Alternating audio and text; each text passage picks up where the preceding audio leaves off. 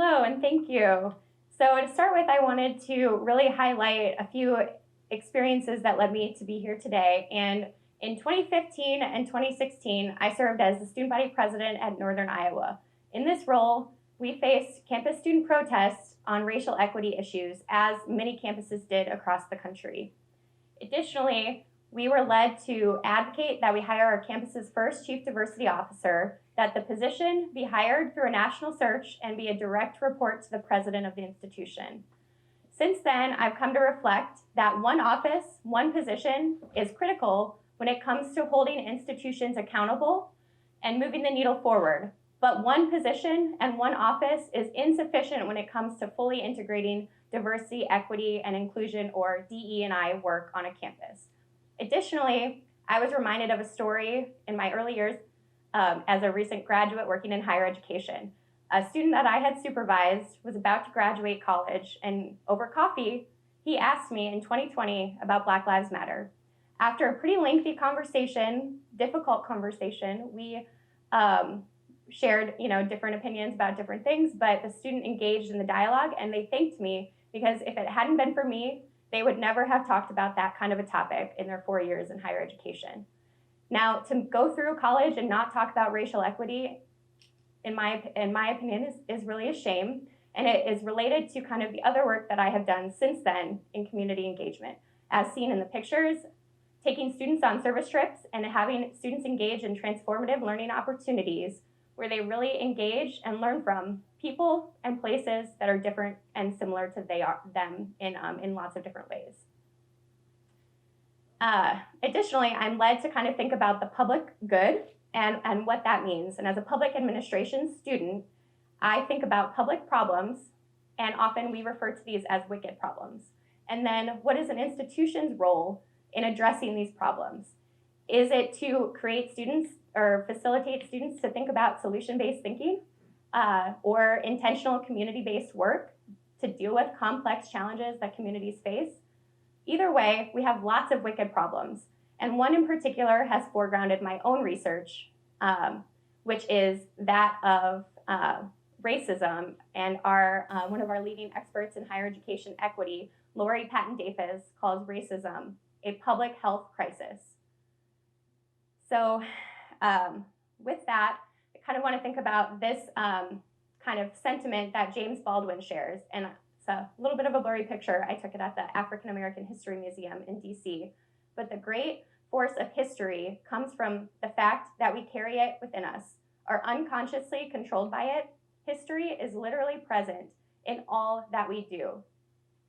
Now, for institutions to operate business as usual does not take into account systemic racism and institutional histories, and it often can perpetuate the same harms. Now, thinking about the future of public good requires that we think about anti-racism. And Ibram X. Kendi defines anti-racism as actively supporting anti-racist policy or supporting or expressing anti-racist ideas.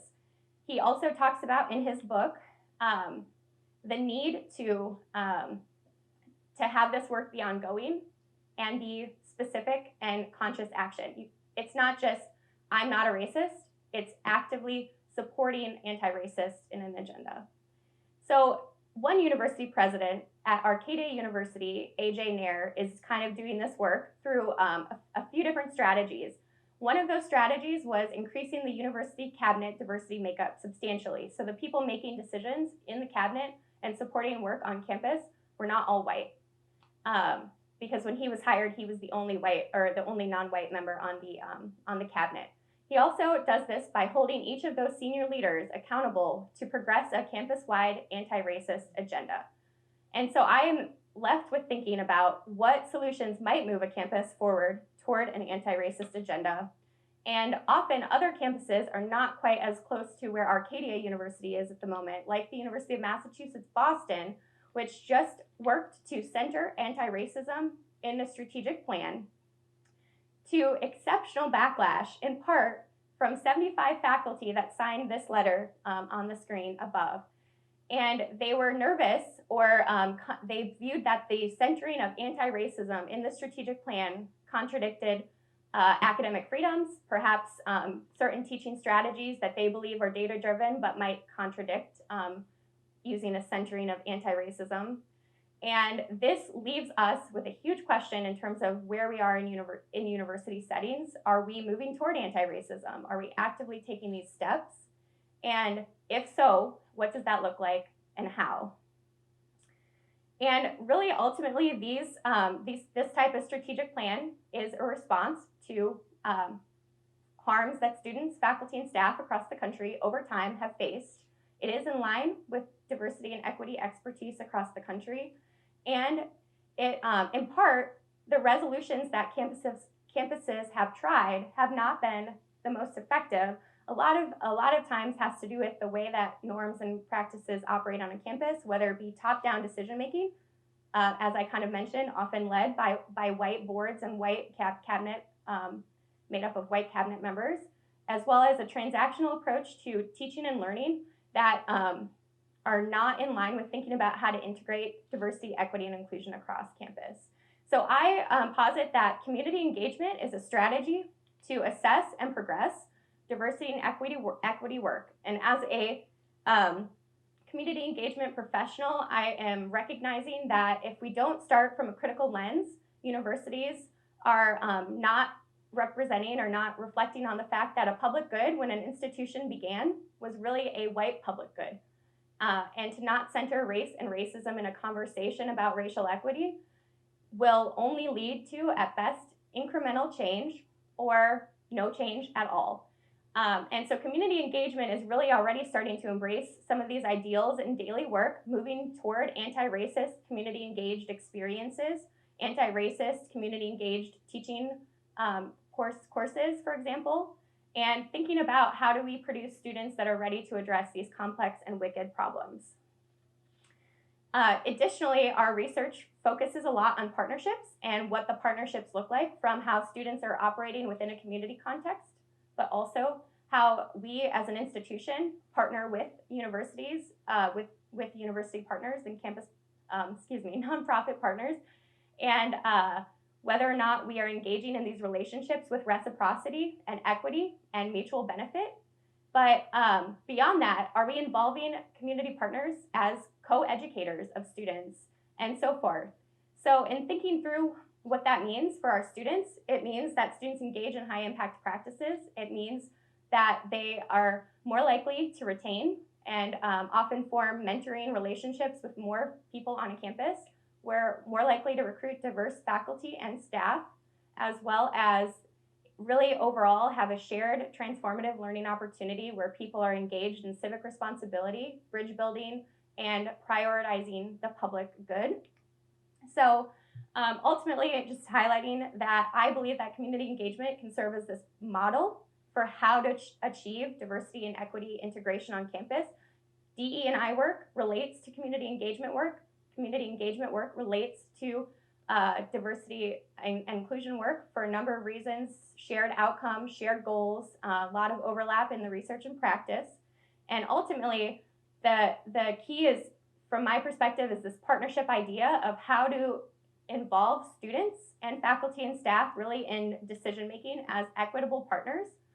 And ultimately, there are some great resources in community engagement literature that talk about this. The Cone of Reciprocity, for example, adapted by Emily Yankee, she talks about how a thicker reciprocity often results in a richer partnership. And so when thinking about an external partner, that makes a lot of sense. But I also posit that when we think about our own students and staff and faculty, how the institution engages with its internal community partners also makes sense to ask these same questions. How synergistic are the partnerships with our students, with our faculty and staff? Are they transformational? How are we progressing students through the institution? And would they say that they receive mutual benefit that we know we receive from our students and staff and faculty? And so there are a lot of increasing demands for institutions to think about how we're educating the future students, how we're educating diverse learners. It's a tall order, absolutely, to think through these challenges and think through how institutions are structured today versus how they might be structured in the future.